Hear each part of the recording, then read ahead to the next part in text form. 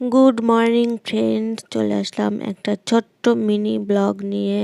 তো আজকে সন্ধেবেলা গিয়েছিলাম ডাক্তারের কাছে, তো সেখানে দেরি হয়েছিল। তো যেখানে গিয়ে বসেছিলাম সেখানে একটা মাংসের দোকানে, তো সেখানে দুটো মাথা ছিল, তো বলছিল নেওয়ার কথা। তো আপনাদের দাদাভাইকে বললাম যে নেওয়ার জন্য, তো বললো নিয়ে নাও। তো খাসির মাথা খেতে আমারও ভালো লাগে, ওরও ভালো লাগে। অবশ্য ভালো করে রান্না করলে তবে ভালো লাগে, নয়তো একটু গ্যাস গ্যাস করে। তো যাই হোক, রান্নাটা মোটামুটি সেই বাড়ি এসে রাঁধতে হলো। দেখতে পাচ্ছেন, নিয়েই আমি সন্ধেবেলা নয়, বাড়ি এসেছি 9টার সময়।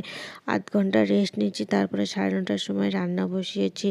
আর ভাত ছিল অল্প, তো যেহেতু মাংস করছি সেহেতু ভাত তো লাগবেই, একটু বেশি খাবে, তো সেই জন্যে ভাতও করলাম।